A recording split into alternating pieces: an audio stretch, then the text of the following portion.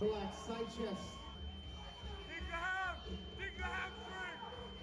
There you go, rinse. And your quads, lighten them up. There you go. Legs. Abdominals and dive.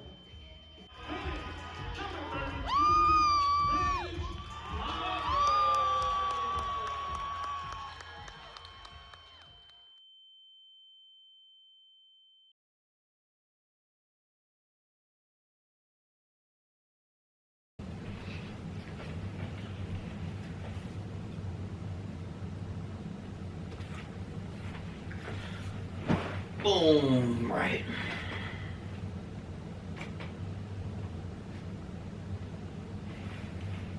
Nice. All right. This is going to be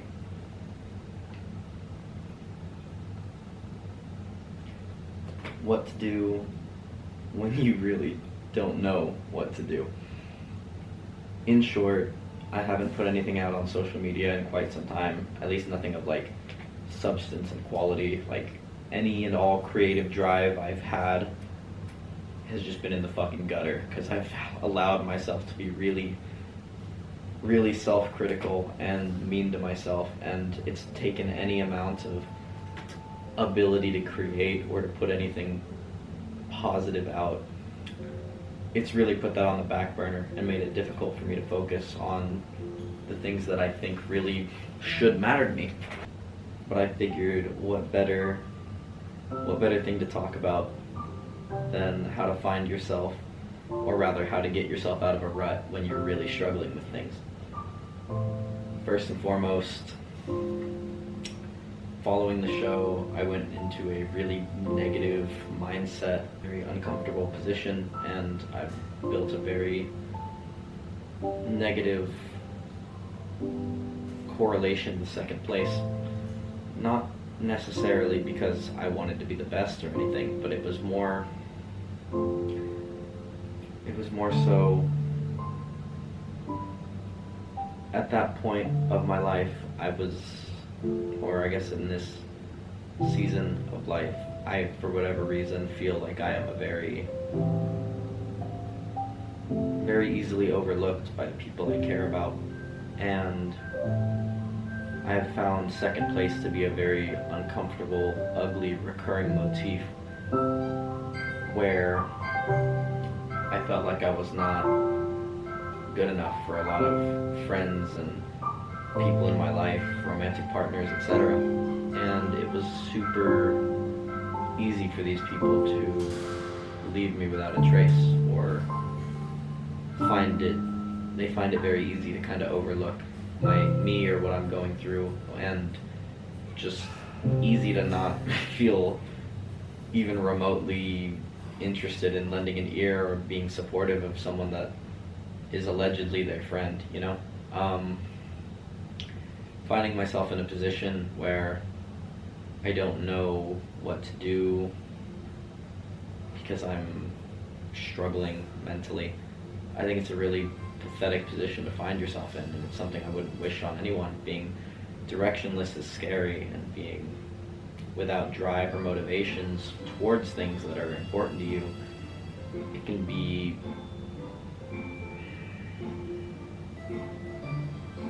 extremely demoralizing and difficult to sit with and difficult to come to terms with. Although I've been sitting with it and journaling and really processing these less than fun thoughts and looking for ways that I can get out of a rut like that. And I think I'm finally in a position where I'm not only able to, but I also find myself in a position where I'm almost able to talk about it, and maybe I can help someone else that comes across this, because, you know, everyone is going through something, whether they talk about it or not. I really hope y'all are winning the battles that you aren't comfortable sharing just yet. But so the way that I've found comfort, or rather drive, to pull myself out of this hole is finding a core, integral purpose or belief that you believe in so heavily. or a vision for yourself of who it is you want to be, and acting in such a way that that person, that version of yourself would act. For me, I admire a lot of people in my life. My friend Jesus, who's a blue-collar worker, busts his ass and is still somehow always there for the people that matter to him, despite him being on the other side of the country, you know? I heavily admire my coach, Mr. Chow, who's there for all his athletes, rain, shine. I think it's really interesting. He was, on the day of my show, he was there at my show, and he had 2 other athletes in 2 different time zones that he was help coaching at the same time. Remarkable, you know, like being able to be there for people that are important to you in some way, shape, or form. I admire that heavily. Being a good listener, like my mom, my dad, my grandpa. There are a lot of people that I want to borrow and take elements from and incorporate in my own day-to-day life and into the ways that I approach the world. And I think that acting in a way that would make these people proud is how I've managed to push myself forward. I think having responsibilities and obligations that you let yourself get complacent with is it's a really uncomfortable thing to sit with and to realize, like, oh, I'm slipping, I'm letting myself go, or I'm not being kind to myself. These are really difficult things to sit with. And for me, at the very, very, very least, I take all these things because I want to be the best big brother I can be. The first real obligation I was ever given was that of being a big brother. I was blessed. I was blessed with my little brother when I was 4 years old, and it was kind of drilled into my head, like, hey, you need to be there for this little shit. And you know, like, we bickered and fought a lot growing up because we were little and stupid, but I don't know, one day he just had sentience and could hold a conversation, and I realized he was pretty fucking cool and a lot like me. And I realized it's kind of my job as an older brother to live life and fuck up and make mistakes, so that, not necessarily so that he doesn't have to, but so at the very, very least, if he finds himself in a hard position that I've been in, I can offer an ear. And I don't need to be that exclusively for my little brother. I want to embody that and be that for people that look up to me, whether it is my little brother, or maybe someone that follows me, or maybe a younger cousin or an underclassman, anything really, anyone really. Being somebody that you can turn to and someone that can be strong for you when you need it, I think is the ultimate goal of what it means to be an older brother, an eldest son, really a man.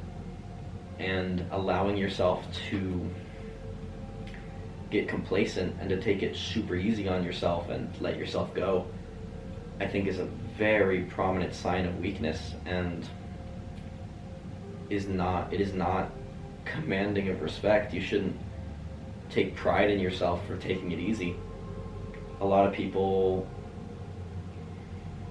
voice that they're worried about me because I am really hard on myself, and the reason I'm so hard on myself is because I admire other people that work harder than me, and I admire a lot of people that are harder on themselves than I am to myself, and they're still getting it done. They have more difficult circumstances and are still remarkable and accomplishing substantially more than I feel that I have. So who am I in any position whatsoever to not be working as hard as I can towards something that is meaningful to me, when there are other people in substantially less fortunate positions or with substantially more obligation and workload that are putting in 2, 3, 4 times as much effort as I am? The people that work the hardest, that I admire the most, are few and far between. There are very few people that work as hard as I do, and I know that. But getting complacent because you know you work hard is the first step to letting everything fall apart. I let that happen after that show. I was really mean to myself, and I was really beating myself up for the way that I performed and feeling I could have done better or feeling like I wasn't doing enough. And I let that spiral me into a very less than stellar position mentally, and it took a really, it did a real number on my ability to focus and be there for the people that I need to be there for, and to put effort and time into my obligations and the things that I need to be doing. And I think that's fucking pathetic. And a lot of people will tell me, like, oh, you work yourself so hard, you don't need to be doing all this, and that. And the people that say that aren't people who live lives that I want to live. These people are so comfortable being complacent and just being so fucking unremarkable. And I don't want that for me, I don't want that for you. You are meant for more. You are meant for more. And there's someone out there living that life that you could be living, and there's a version of yourself that you can picture that lives that dream life, but you don't take any of the fucking steps to be that person. And you put it off and tell yourself, it's fine, I'll do it tomorrow. And I know you do that because I did it myself, and I hate that version of myself where I lay down and I don't get all the meals I need to eat to be the best bodybuilder I can be, or I don't train as hard as I know the guy next to me is. I have been in that position, and letting yourself get complacent like that is the first step to letting it all kind of fall apart. And before you know it, that time is gone and you aren't in that position that you wanted to be in. I don't want that for you. I train really, really fucking hard because there are people I look up to that tell me, like, Ridge, you do things I couldn't dream of doing. And these are people that I admire well beyond myself. And there are people I know that I need to make proud, like my parents, my grandpa, my little brother, my best friend, my coach.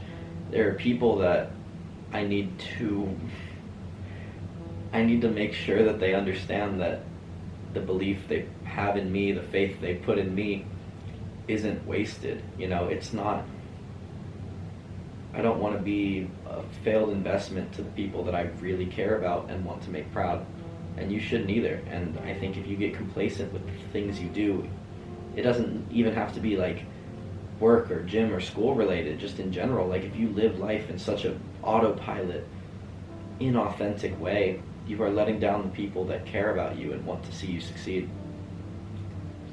And there are going to be a lot of people that push you in the other direction, that pull you down. Those aren't your friends, you know, those are fucking crabs, and you need to surround yourself with the right people. There are so many people that talk shit behind my back, you know? Because it's like, oh, it's fucking cringe, I went to high school with that guy, blah, blah, blah, and he makes these dumb fucking videos. Like, okay, sorry. You know, in the event you see it, like, cool, you're here, thank you for the view, but at the same time, like, fuck you, I know what you talk about, you know? And, you know, to each their own. You're more than welcome to have an opinion. But I'm occupying more space in their head than they are in mine, you know? I'm still going to get up in the morning, I'm still going to make my bed, I'm still going to eat my same meals, I'm still going to do everything I know that I have to do. And yeah, I had a rough patch where I was mean to myself, and I got complacent, and I let myself put so much external pressure that it made everything more difficult than it had to be. But there are people that I need to be better for. And there are people that I know look up to me, and there are people that I know I need to be strong for. And I think as soon as you put yourself in that list of people that you need to be there for, you can start making a whole world of difference for yourself and for the people around you. Being able to take yourself seriously is important. For a good while, I wasn't doing that for myself, and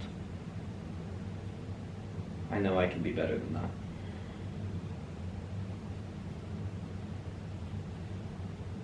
Go get it, guys. I want to see you win.